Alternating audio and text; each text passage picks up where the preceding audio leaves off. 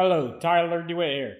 So I wanted to create this post called How to Blow Your Digital Marketing Campaign Up. First, you should always start with your high intent channels. Find out what the highest intent channel is in your industry, then start with that. You want something that's going to produce the most ROI, return on investment.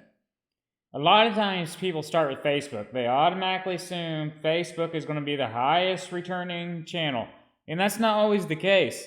Social media is a powerful tool. Don't take me wrong. We love social media. Social media is the new thing. It's the big thing nowadays. But keep in mind, there are channels that have a lot higher intent than social media. For example, on average, Google Ads produces a higher intent in every industry than any other channel out there. Because people are at their computer searching. When people are there and they're searching on Google, they're looking for your products and services. Whereas social media, when you start posting ads to social media, doesn't always necessarily mean they're looking for your product or services at that given time. Usually when people log into Facebook or any social platform, even LinkedIn, they're just logging in to see what's going on. They're not really doing much of anything or looking for anything specific. Whereas when they're in Google, they're in buy mode. They're in intent mode. Their intent is very high. They're searching on Google and they're looking for something. And when you can put your brand out there and expose yourself to that search that is being put into Google at that given time, you are becoming very relevant in their mind. That's when people come into your page and your conversion rates are really high.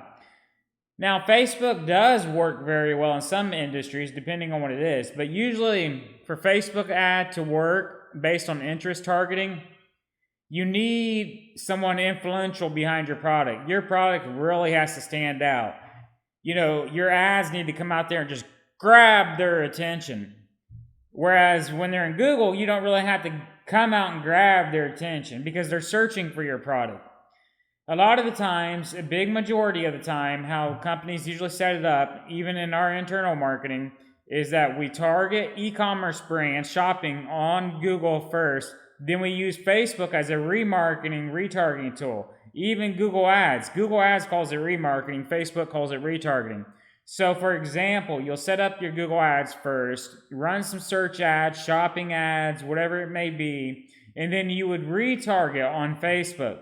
So, say, for example, you're an attorney, Los Angeles attorneys. You would target Los Angeles attorneys, set up a high-converting landing page, and then retarget those ads through Facebook to people that have previously filled out your form.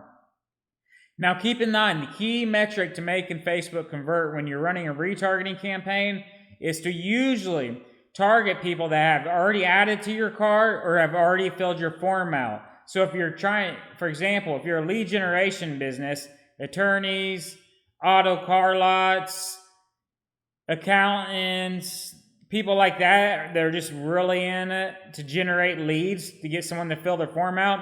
You want to target people that have filled that form out before, and then remarket to those people through Google Ads, Display Network, or Facebook ads, retargeting.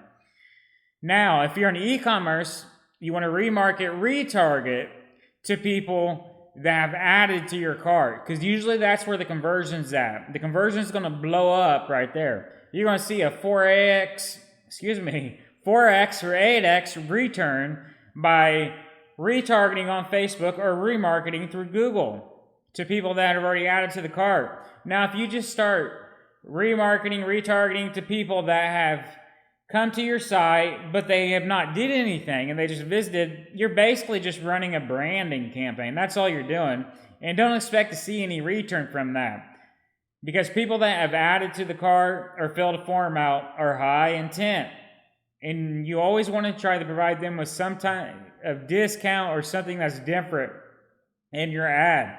So say, for example, if you're an e-commerce company and you run an ad on Facebook ads, put in the description, use this code to save 15%. You might not sell your product as much as what you would when they first visited your site, but it might allow you to have a 6x return. So say, for example, on Google Ads, you're looking for, in your industry, let's just say a 4x return on Google Ads is what you're looking for, and that's a good return for you. Well, when you retarget on Facebook, you're paying to acquire that person again, of course, right? But what if you can get a 7 or 8x return by offering that 15% coupon? You've now taken it from 4x to 8x. So everything would make sense. The coupon would make sense. The additional ad spend for running the retargeting on Facebook would make sense. And then, of course, you have the marketing ad spend that you pay to acquire them through Google Ads. But you know this person's a high intent buyer because they was searching for your products or services. They've already been to your site and they've already added the product in their cart. A lot of times people just get lost in what they're doing. Sometimes people are shopping at 11 at night. They've been at work all day and then they just exit your site and they're like, well, I don't need this right now. I'm not going to buy it. But then when they wake up the next day or a few days later, they're all refreshed. It's morning time. Conversion rates are very high in your industry in the morning. People are buying. Then they see that ad on their Facebook that offers them a 15% discount. That gives them enough motivation to finalize the buy. So they go back into your site and they purchase the product. And now you've acquired or you sold to this person. And you can remarket to that person again if you want. But just keep in mind that when you're remarketing, retargeting, and the reason I keep saying remarketing and retargeting for is because Google calls it remarketing, Facebook calls it retargeting. So anytime you're remarketing, retargeting to people, you always want to target the people with the highest intent. So that should be it. Thank you.